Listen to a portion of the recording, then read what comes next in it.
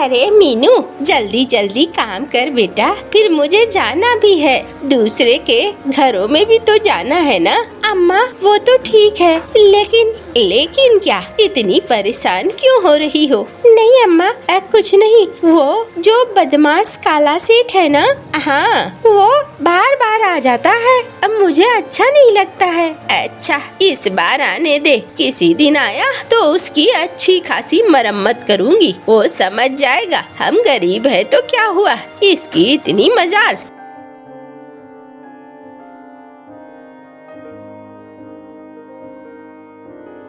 सेठ जी। अरे क्या बात है मुनीम जी, अब बड़े खुश नजर आ रहे हो। सेठ जी, वो मैंने देखा, मीनू को बड़ी सुंदर लग रही थी। हाँ, अपने घर के आगे खड़ी थी। अच्छा, जाता हूँ मैं, जरा देखता हूँ। हाँ, मालिक इसीलिए तो आपको खबर दिया मैंने। जाओ जाओ।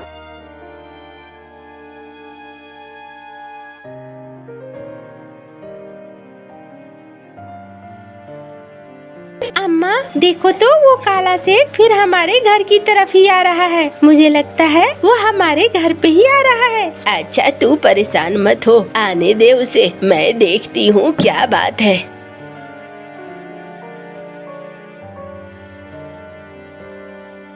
मिनी, ओ मिनी घर पे हो क्या? ओ मिनी, अरे सुनाई नहीं दे रहा है? अब मैं हूँ मिनी। ओ मिनी। क्या बात है काले सेठ, यहाँ क्यों आया है? हाँ, रोज रोज तुम जो ये हरकतें करते हो, बहुत गंदी बात है, शोभा नहीं देती है। क्यों आए हो यहाँ पे? अरे क्या बात है काकी, इतना नाराज क्यों हो जाती हो? हर छोटी बात पे नाराज नहीं होना चाहिए। अरे तेरी हरकतें ही ऐसी है, नाराज न हूँ तो क्या हूँ? क्या बात है, तू आज मुझे बता। अच्छा छोड़ो, अब मैं भी अब घुमाना फिराना छोड़ देता हूँ। घुमा घुमा के बात करने से फायदा नहीं है। देखो काकी, मैं चाहता हूँ तुम्हारी बिटिया से ब्याह करना। अब देखो, तुम्हारा घर है ये टूटा फूटा मड़ैया, तुम्हारी बेटी लेकिन है बहुत सुंदर। अब मेरे पास हवेली है, देखती हो ना मैंने खुद कितने गहने पहने हैं। सोचो, तुम्हारी बेटी अगर मेरी बीवी बन जाए तो मैं उसे गहनों से लाद दूंगा, एकदम खुश रखूंगा। अरे कल मुहे, तू यहाँ आ गया और तूने इतनी बड़ी बात कही। तुझे क्या लगा मैं हाँ कह दूंगी? अरे ये गांव नहीं जानता है क्या? तूने एक तो अपनी पहली बीवी को मार दिया, उसके बच्चे को भी मार दिया, और फिर तूने दूसरा ब्याह रचाया है। अब तू मेरे घर के दरवाजे पर आकर खड़ा है। मुझे अपनी बेटी का ब्याह तुझसे नहीं कराना है। जा यहाँ से, और जितनी जल्दी जाएगा उतना अच्छा होगा। हम गरीब जरूर है, लेकिन हम बिकाऊ नहीं है। अरे देखो काकी, बोलते बोलते तुम कुछ ज्यादा ही बोल रही हो।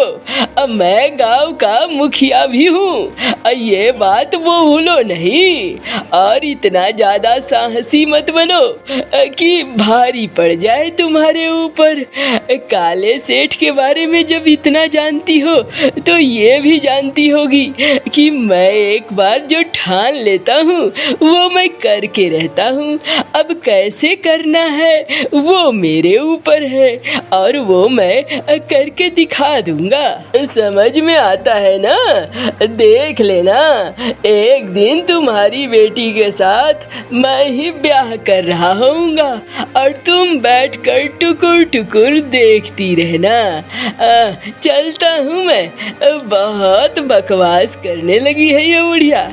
जिस दिन ब्याह करके ले जाऊंगा उस दिन तुमसे यही पूछूंगा। चलो चलता हूँ।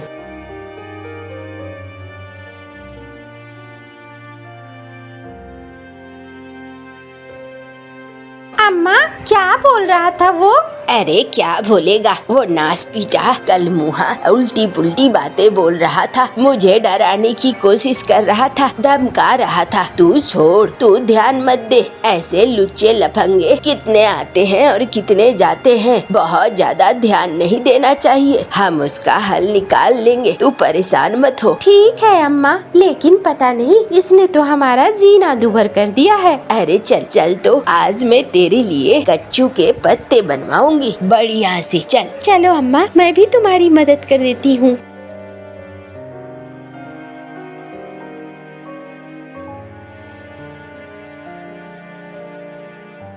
अम्मा मैं मसाले पीस लेती हूँ। हाँ जा, तू मसाले पीस ले।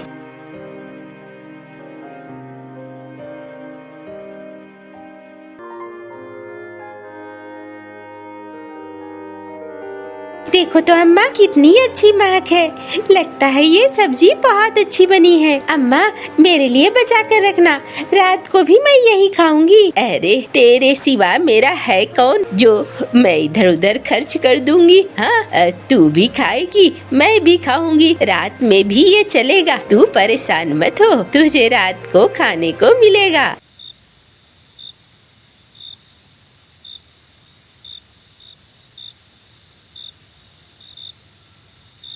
अरे कोई है, कोई है, जरा दरवाजा खोलो, कोई है। अरे इतनी रात गए, कौन आ गया? कौन हो तुम? इतनी रात गए यहाँ आकर क्यों खटखटा रहे हो? अम्मा मुझे अपने घर में थोड़ी जगह दे दो, बड़ी मुसीबत में फंस गया हूँ। रात के समय इधर से रास्ता भूल गया हूँ, कहाँ जाऊँगा, डर लग रहा है, कहीं किसी शिकारी पंछी का शिकार न बन जाऊँ। ना ना ना ना, ये सब हमारे यहाँ नहीं। देखो गांव वाले वैसे ही हम दोनों माँ बेटी को अजीब नजरों से देखते हैं। मेरे परिवार में सिर्फ मैं और मेरी बेटी है, हम लोग और किसी को नहीं बुला सकते। तुम रुकोगे, पता नहीं गांव वाले क्या बोलेंगे और क्या नहीं। हम नहीं दे सकते जगह भाई, जाओ ना, गांव में और भी है, तुम लोग अंदर जाओ, किसी के भी घर में रह लो। देखो ऐसे मत करो, अगर आपका बेटा होता तो क्या अपने बेटे को भी ऐसे ही निकाल देती आप? ये भारी मुश्किल है, बेटे की बात कहाँ से आ गई? लेकिन देखो अम्मा, मैं तो तुम्हारे बेटे जैसा ही हूँ, अब मुझे थोड़ी सी जगह दे दोगी तो क्या हो जाएगा? अरे ये क्या बातें कर रहे हो? वो देखो सामने एक घर है ना, वो खाली है, वो भी मेरा ही घर है। जाओ जाओ वहाँ जाके रह लो, लेकिन सुबह होते ही निकल जाना। गांव वाले 2 की 4 बातें बनाएंगे, उससे पहले निकल जाना। देखो हमने मुसीबत से बचाया है तुम्हें, तुम हमें मुसीबत में मत फंसाना। अच्छा नहीं नहीं अम्मा, मैं क्यों फंसाऊंगा मुसीबत में, आप परेशान मत हो।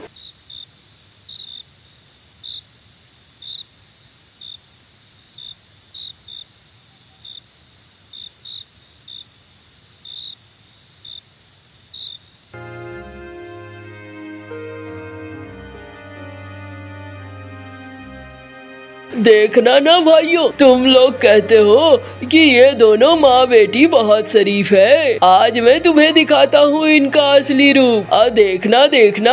क्या बात है काले भैया, क्यों माँ बेटी के पीछे पड़े हुए हो? हाँ, तुम्हारे बारे में सब जानता है। अरे देखो भाई, तुम लोग तो मन में बिठा कर बैठ गए हो कि मैं बुरा हूँ, इसीलिए तुम्हें मैं बुरा दिखता हूँ। असली बुराई कहाँ है, अभी देखना। बुलाओ इन माँ बेटी को। अरे ओ मिनी, अरे ओ मिनी, बाहर आओ, अपनी अम्मा को लेकर तो आओ। अरे काले सेठ, तू फिर आ गया? हाँ हाँ काकी, आया हूँ, लेकिन इस बार तुमने जो किया वो ठीक नहीं किया काकी। गांव वालों के साथ ऐसा करना एकदम गलत बात है, तुम बहुत गलत कर रही हो। अरे मैंने क्या कर दिया है? अरे कहाँ हो लठे, तो लेकर बाहर निकलो उसे।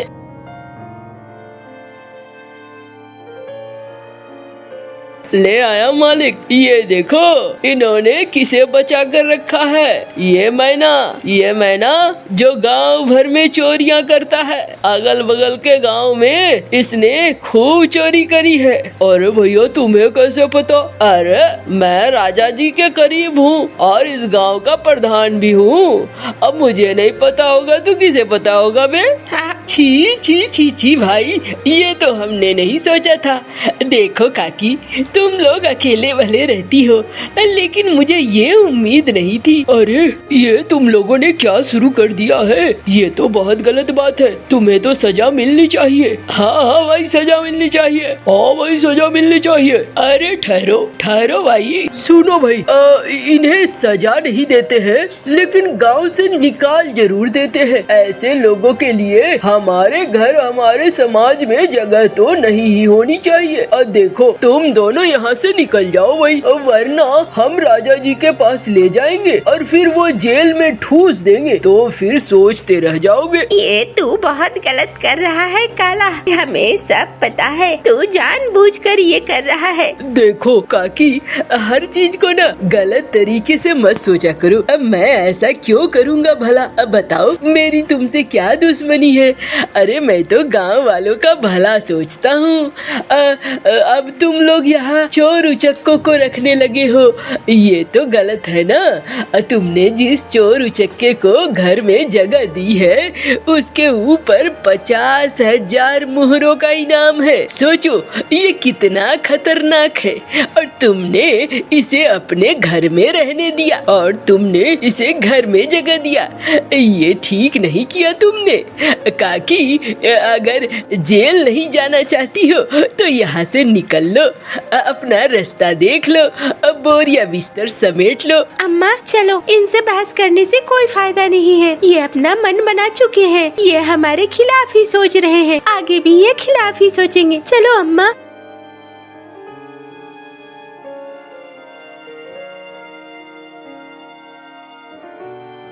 चलो भाई चलो। हाँ भैया चलो। अरे हमने नहीं सोचा था दोनों माँ बेटी ऐसी होंगी। हाँ भाई हमने भी नहीं सोचा था। अरे मुझे तो शुरू से लग रहा था। हाँ कुछ तो गड़बड़ है। हाँ भाई हाँ, चलो चलो अपने अपने काम करो। हाँ, आखिरकार मेरा प्लान सफल हो ही गया। थोड़ा बहुत बचा है वो भी मैं सफल कर लूँगा। हाँ जल्दी ही।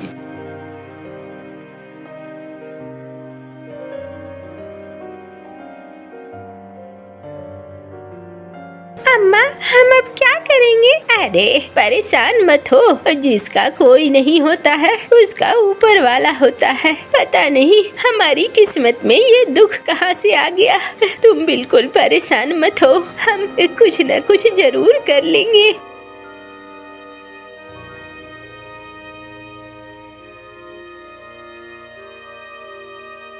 अरे चलना देखते हैं, इस घर में कोई है लगता है, उससे मदद मांगते हैं।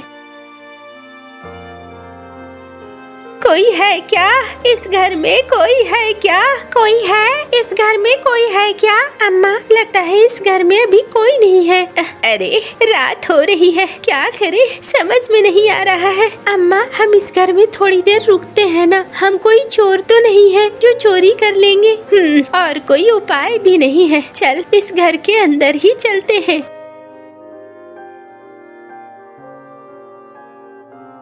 अरे लगता है ये घर तो पूरा खाली है, कोई रहता ही नहीं है यहाँ। चलो अच्छा है, हमारे लिए एक घर तो मिल गया। अम्मा लेकिन हमारा जीवन चलेगा कैसे? हम खाएंगे क्या? हम रहेंगे कैसे? अरे तू परेशान मत हो, कुछ न कुछ उपाय जरूर निकलेगा। देख है ना, मैंने कहा ऊपर वाला हमारे लिए जरूर इंतजाम करेगा। देखो ये इंतजाम है हमारे पास। अब बंसी भी है, हम मछली पकड़ सकते हैं।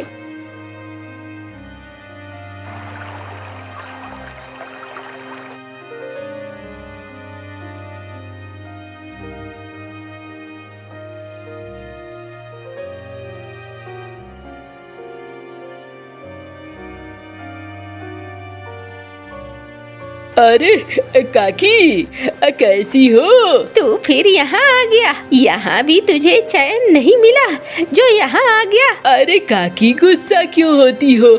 हर बात पर गुस्सा होना अच्छी बात नहीं है। अरे मैं तो तुम्हें बस अपनी ताकत दिखा रहा था।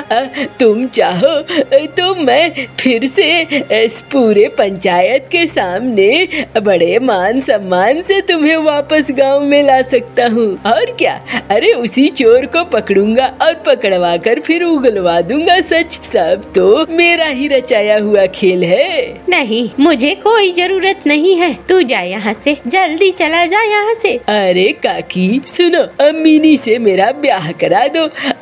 बहुत अच्छा रहेगा। मैं भी सुखी रहूंगा और तुम भी सुखी रहोगी। देख, मुझे अपनी बेटी का जीवन बर्बाद नहीं करना है। तो जैसे कौवे के साथ ब्याह करके मेरी बेटी यूं ही ठीक है। अरे तुम लोग ऐसे हो ना, रस्सी जल जाती है पर बैठन नहीं जाती है। कोई बात नहीं है। तुम अगर ये सोच रही हो तो तुम्हारे लिए और भी बुरा परिणाम है। अरे मैं वैसा हूँ जो कभी हारा नहीं है। आज भी मैं हारूंगा नहीं। तुम्हें तुम्हारा लेवल बताऊंगा जरूर। अम्मा, ये तो यहाँ भी आ गया। अरे तू घबराती क्यों है? कुछ नहीं होगा। चल खाना खाते हैं।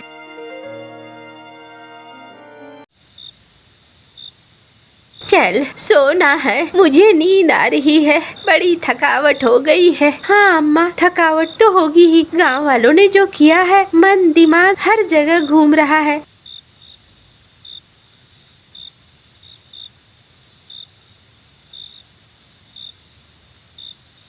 अरे देख क्या रहे हो? जला दो इस घर को। साला, जो मेरी बात नहीं सुने उसे इस दुनिया में रहने की जरूरत ही नहीं है।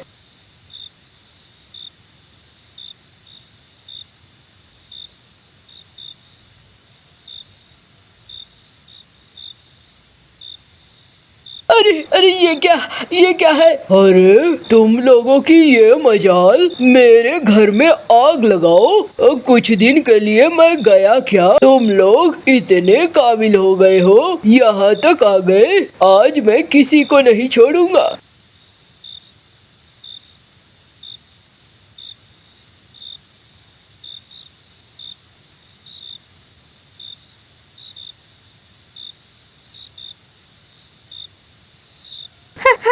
हमारी गलती नहीं है। हमें मत मारो।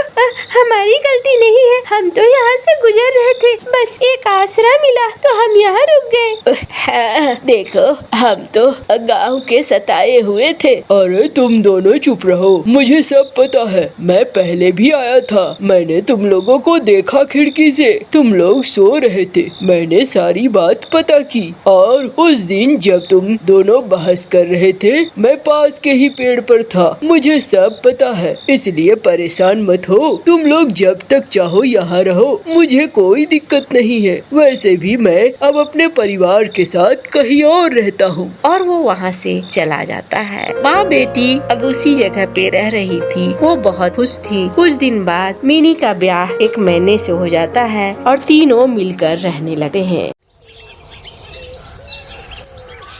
कासगंज में भैरव और मंटू नाम के दो दोस्त रहा करते थे। मंटू अपने नाम के मुताबिक भोला भाला ही था। वहीं भैरव एक शरारती और बिगड़ा हुआ लड़का था। वो दिन भर अबारा गर्दी करने के अलावा और कोई काम नहीं करता था। मंटू के पिता गुजर चुके थे। वो अपनी अपाहिज माँ मीनू का बहुत ख्याल रखता था। वो दिन भर अपनी छोटी सी जमीन में खेती करके पसीना बहाता था। एक दिन मंटू जब शाम को थक हार कर घर आया तो उसकी माँ मीनू ने उसे कहा, बेटा मंटू, तू दिन भर इतनी मेहनत करता है और फिर रात को आकर मेरे लिए खाना भी बनाता है। थोड़ा आराम भी कर लिया कर बेटा। यह कैसी बात कर रही है माँ? मेरी उम्र अभी काम करने की है, आराम करने की नहीं। मैं तुझे दिन भर पसीना बहाते देखती हूँ तो मुझे अपनी अपाहिज होने का बहुत अफसोस होता है कि मैं तेरे लिए 2 वक्त का रोटी भी नहीं बना सकती है। अरे दिल छोटा मत करिए माँ जी। जब मैं आपके लिए खाना बनाता हूँ तो मुझे बहुत अच्छा लगता है। तभी पड़ोस में रहने वाले झुमरू चाचा वहाँ आए और मीनू की ओर देखकर बोले, मीनू बहन खुश नसीब हो कि मंटू जैसा बेटा है।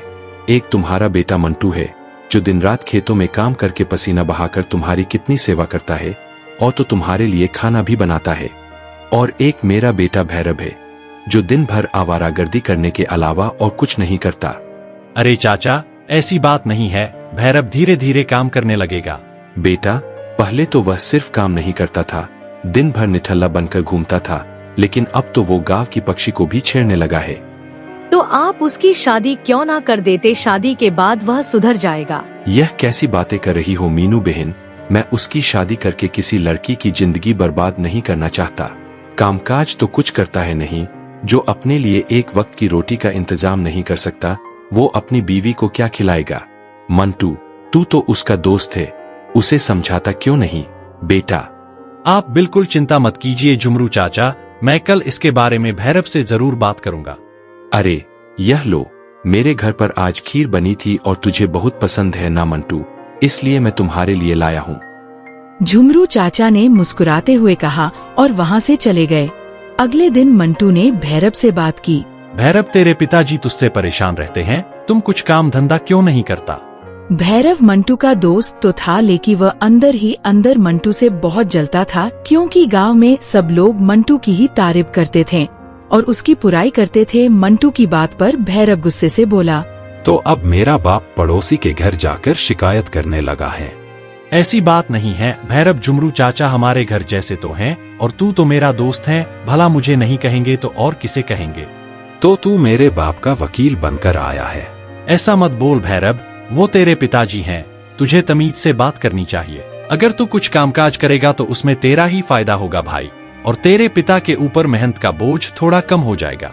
अभी कोई काम करने की उम्र नहीं है मेरी, ये तो मौजमस्ती करने की उम्र है। नहीं भैरव, ये काम करने की ही उम्र है।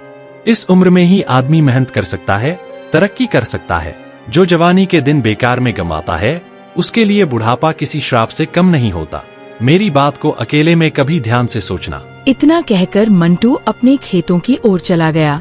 वहीं भैरव गुस्से से जाता हुआ देखता रहा। भैरव अपने आप से बोला, कुछ सालों पहले मेरे ही साथ गुल्ली डंडा खेलता था और आज मुझे ही ज्ञान का पाठ पढ़ा रहा है। तभी अचानक कालू सेठ कुछ लठैत कौवा के साथ भैरव के घर पहुंचते हैं। कालू सेठ गांव के लोगों को सूद पर पैसे देता था और उसके बाद भारी पैसे वसूलता था। कालू सेठ गुस्से से भैरव से बोला, हाँ तुझे पता है ना इस महीने तेरे ऊपर ब्याज कितना चढ़ गया? हाँ पता है मुझे, बोला तो था तेरे पैसे सब लौटा दूंगा।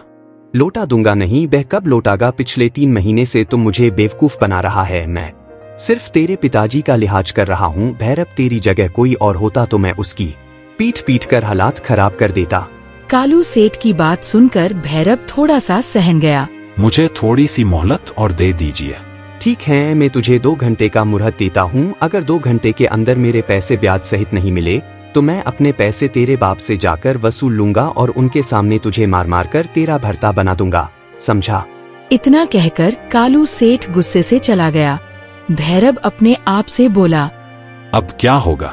जो पैसे मैंने इससे ब्याज पर लिए थे वो तो सब जुए में हार गया।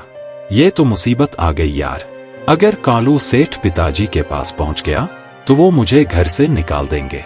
तभी भैरव की आंखें चमक गईं और वो अपने आप से बोला, एक काम करता हूँ, मंटू से पैसे मांगता हूँ। इस पूरे गांव में सिर्फ मंटू ही है एक नंबर का बेवकूफ, जिसे ये गांव वाले समझदार कहते हैं। उसे जाकर बेवकूफ बनाता हूँ, जो उम्मीद है कि वह मुझे पैसे जरूर देगा। भैरव दौड़ता हुआ मंटू के पास पहुँच गया और रोता हुआ चेहरा बनाकर मंटू से मदद मांगने लगा। अरे तुझसे मना किया था ना जुआ खेलने के लिए, लेकिन तू फिर जुआ खेला। अब देख तुझे मारने के लिए कहा रहा है। मुझे बचा ले यार, मुझे पैसे दे दे। मैं वादा करता हूँ कि अब कभी भी जुआ नहीं खेलूंगा और मेहनत से काम करूंगा और मेहनत करके तेरे पैसे जल्द से जल्द लौटा दूंगा। मंटू के फसल कुछ दिन पहले ही बिकी थी। उसके पास पैसे रखे हुए थे। मंटू ने पैसे भैरव के हाथों में देकर बोला, यह ले पैसे और जाकर कालू सेठ को दे दे और कल से कामकाज शुरू कर दे। भैरव पैसे लेकर कालू सेठ के पास पहुंच गया और उसने वो पैसे कालू सेठ को लौटा दिया। मगर भैरव एक बिगड़े पक्षी था। 2 दिन बाद वो कालू सेठ से उसे भी ज्यादा पैसे और भारी व्याज पर ले आया और कुछ ही दिनों में भैरव ने वो सारे पैसे शराब में उड़ा दिए। इधर मंटू की माँ की तबीयत अचानक से खराब हो गई और डॉक्टर ने मंटू को ये बोल दिया कि उसकी माँ का इलाज लंबा चलेगा। मंटू को अचानक पैसे की जरूरत पड़ी। मंटू दौड़ता हुआ भैरव के पास पहुंचकर बोला, भैरव, तूने जो मुझसे पैसे लिए थे मुझे उसमें से थोड़े पैसे दे दे। मेरी माँ की तबीयत खराब हो गई है, मुझे पैसे की बहुत जरूरत है। भैरव अचानक सक पका गया। अभी तो मेरे पास पैसे नहीं हैं यार, बाद में दे दूंगा। भैरव, तुमने मुझसे कुछ वक्त लेकर पैसे लिए थे जब तक मुझे पैसे की जरूरत नहीं पड़ी। मैंने तुझसे पैसे कभी नहीं मांगे, लेकिन आज मुझे वाकई पैसे की बहुत ज्यादा जरूरत है। मंटू की यह बात सुनकर भैरव का गुस्सा 7 में आसमान पर पहुंच गया। अरे तुझे तो गांव में सब अच्छा बोलता है ना, तुझे तो हर कोई उधार दे देगा, ना जाकर कहीं से उधार क्यों नहीं मांग लेता है? मैं उधार क्यों मांगू जब मेरे पैसे तेरे ऊपर निकल रहे हैं? भैरव ने मंटू को पैसे देने से साफ इनकार कर दिया। इस बात पर मंटू का दिल टूट गया। वो बुरी तरह परेशान होकर बोला, तू मेरा दोस्त है, इसलिए मैं चाहकर भी तुझे बुरा नहीं बोल सकता। लेकिन हाँ, अब मैं तेरी शिकायत जुमरू चाचा से जरूर करूंगा। सिर्फ उसी का लिहाज करके मैं यहाँ से चुपचाप जा रहा हूँ। इतना कहकर मंटू चला गया। भैरव को अपनी बहुत ज्यादा बेइज्जती महसूस हुई। तभी भैरव ने देखा कि गांव के गुन्नू अपने हाथ में एक पोटली पकड़े हुए मंटू के घर की ओर जा रहे थे। अरे कहाँ जा रहे हो गुन्नू? आखिर मंटू के पास क्या काम पड़ गया? 2 दिन बाद हमारी बेटी की शादी है। इस पोटली में बिटिया के दहेज के सोने के गहने हैं। मैं अपनी पत्नी गिन्नी के साथ शहर में कुछ खरीदारी करने जा रहा हूँ। तब तक ये गहने मैं मंटू के घर पर रखने जा रहा हूँ। भला मंटू से ज्यादा ईमानदार व्यक्ति इस गांव में कौन हो सकता है? इतना कहकर गुन्नू वहाँ से चले गए। उनकी बात सुनकर भैरव के अंदर मंटू के प्रति और ज्यादा नफरत बढ़ गई। तभी वहाँ कालू सेठ अपने कुछ साथियों के साथ दोबारा आया। भैरव ने मन में एक योजना बना ली और मुस्कुराते हुए बोला, चिंता मत करो ना भैया, 2 दिन बाद तुम्हारे पैसे पहुंच जाएंगे। ठीक है, सिर्फ 2 दिन और तीसरा दिन मेरा। इतना कहा कर कालू सेठ वहाँ से चला गया। भैरव मंटू के घर चोरी करने का योजना बना चुका था। वह जानता था कि मंटू दिन भर खेतों में काम करने चला जाता है। उसके घर पर बुरी माँ लेती रहती है। तो अगले दिन भैरव दोपहर के वक्त मंटू के घर चला गया। क्या हाल है भैरव बेटा? आपके आशीर्वाद से मेरे हाल चाल अच्छे हैं। यहाँ से गुजर रहा था तो सोचा मंटू से मिलता चलो। अरे तुझे तो पता है भैरव की मंटू तो सुबह से ही खेतों में निकल जाता है और शाम को लौटता है। अरे मौसी, यह तो बड़ी गड़बड़ हो गई। चलो ठीक है, मैं उसे शाम को मिल लूंगा। वैसे मैं आपके लिए बर्फी लेकर आया हूँ। भैरव ने बर्फी में बेहोशी की दवाई मिला दी थी। मीनू ने बड़े प्यार से बर्फी का एक टुकड़ा अपने मुंह में रख लिया, पर बर्फी खाते ही मीनू को बुरी तरह नींद आने लगी और वो कुछ ही पलों में बेहोश हो गई। भैरव ने चालाकी से मंटू के घर से सोने की पोटली अलमारी से निकाल ली और ठीक वैसी ही एक पोटली उसकी जगह पर रख दी ताकि किसी को शक न हो। अगले दिन गुन्नू मंटू के घर पर अपनी जेवर की पोटली मांगने आया। मुझे गहने वापस कर दो मंटू। मंटू ने पोटली गुन्नू को दे दी, मगर जैसे ही गुन्नू ने पोटली खोली वो देखकर हक्का बक्का हो गए कि उसमें पत्थर के टुकड़ों के अलावा कुछ नहीं था। मेरे सोने का गहने कहाँ है? यह देखकर मंटू के माथे में पसीना आ गया। भैया, आप जैसी पोटली दिए थे मैं वैसे ही पोटली रख दिया। मैंने तो खोलकर भी नहीं देखा। अरे ये क्यों नहीं कहता मंटू कि तेरी नीयत खराब हो गई और तू गहने बेच आया? मुझसे तुमसे ये उम्मीद नहीं थी। मेरी बात का यकीन कीजिए काका। तो फिर इस पोटली में कंकर पत्थर कहाँ से आए? ये मामला इतनी आसानी से खत्म नहीं होगा मंटू। मैं तेरी शिकायत गांव के मुखिया से करूंगा। कुछ ही देर में वहाँ गांव के मुखिया, पड़ोसी झुमरू और लोगों की भीड़ इकट्ठा हो गई। उन सब में भैरव भी था जो बहुत खुश था। हर कोई मंटू को बुरा भला बोल रहा था। तो यह है तेरी मेहनत मंटू, लोगों के आंखों में धूल झोंकते हुए तुझे शर्म नहीं आई? तूने अपने ही गांव में डाका डाल दिया। यह है मंटू की सच्चाई। तुम सब इसे सर पर बिठा रखे थे। मुझे तुमसे यह उम्मीद नहीं थी मंटू। देखते क्या हो, मारो इसे। गांव वाले सब मिलकर मंटू की बुरी तरह से पिटाई की। मंटू की माँ मीनू ने आंसू बहाकर मंटू की ओर देखकर कहा, मुझे तुझसे ये उम्मीद नहीं थी बेटा। मेरी परवरिश में आखिर क्या कमी रह गई थी? अरे तू तो मेरा बेटा है। मैं सच कहता हूँ माँ, मैंने कोई चोरी नहीं की। मगर मंटू की बात पर कोई भी यकीन करने को तैयार नहीं था। तभी अचानक गुन्नू की पत्नी गिन्नी वहाँ आई और बोली, मंटू को क्यों मार रहे हो तुम सब? तुम्हें पता है, तुमने मुझे जो गहने दिए थे मंटू के घर पर रखने के लिए, इस मंटू ने वो सारे गहने बेच दिए। और उस सोने को बेचकर इस बेचारे को मुश्किल से 100 रुपए भी नहीं मिले होंगे। ये क्या कह रही हो तुम? क्योंकि वो सोने के गहने असली के नहीं थे, बल्कि पीतल के थे। उनमें सोने का पानी चढ़ा हुआ था। असली सोने के कंगन तो मेरे पास है। अरे तो वह पोटली? अरे मैंने तुम्हें तोता की तरह बताया था कि अलमारी में 2 रंग की पोटलियां रखी हुई हैं, नीली और लाल। लाल वाली में नकली गहने हैं और नीली वाली में असली। तुमने लाल वाली पोटली उठाकर मंटू को दे दी। वो तो अभी अचानक मेरी नजर पड़ गई तो मैं तुरंत यहाँ आ गई। मैं मंटू को अच्छी तरह जानती हूँ। मंटू चोरी कभी नहीं कर सकता। तभी कालू सेठ वहाँ आया और भैरव से बोला, अरे नकली गहने देकर मुझे बेवकूफ बनाता है। तूने मुझे जो पोटली दी थी वो यही है ना? इतना कहकर कालू सेठ ने चुराई हुई पोटली सबके सामने फेंक दी। भैरव की पोल खुल चुकी थी। सभी लोग समझ गए थे कि चोरी करने वाला भैरव ही था। तभी मीनू बोली, अब मुझे याद आया, कल भैरव ही मंटू से मिलने के लिए आया था, इसलिए मुझे बर्फी का टुकड़ा भी खिलाया। उसे खाते ही मुझे बुरी तरह नींद आने लगी और अभी भी मेरा सिर भारी हो रखा है। शायद इसी वजह से मैं इस बारे में बताना ही भूल गई। मुझे माफ कर दो मंटू। तू मेरा बेटा नहीं हो सकता। तू बेटा का नाम पर कलंक है। कलंक। तू अगर मेरे घर पर डाका डालता तो मुझे इतना बुरा नहीं लगता, लेकिन ये तो तेरा दोस्त था। मैंने तेरे जैसा बदमाश दोस्त आज तक नहीं देखा। इस बार भैरव ने हद पार कर दिया है। मंटू जैसे सीधे सादे को हम सब वह वजह मारे हैं। देखते क्या हो, मारो भैरव को। सभी गांव वाले भैरव को बुरी तरीका से मारने लगे, लेकिन मंटू ने भैरव को और पीटने से बचा लिया। अब मत मारो, यह मेरा दोस्त है। मैं इसे अपनी आंखों के सामने इसे मार खाता हुआ नहीं देख सकता। इसकी आंखें बता रही हैं कि इसे अपनी गलती का पछतावा है। मंटू की बात सुनकर भैरव रोने लगा और मंटू के पैरों पर गिरकर बोला, मैं तुम्हें फंसा रहा था और तुमने मुझे पिटने से बचाया। सच में मंटू, तुम्हारी सच्ची दोस्ती ने मेरी आंखें खोल दी और मुझे एक बदमाश दोस्त से एक सच्चा दोस्त बना दिया। भैरव ने हाथ जोड़कर सबसे माफी मांगी और उस दिन के बाद भैरव मंटू के साथ मेहनत करने लगा।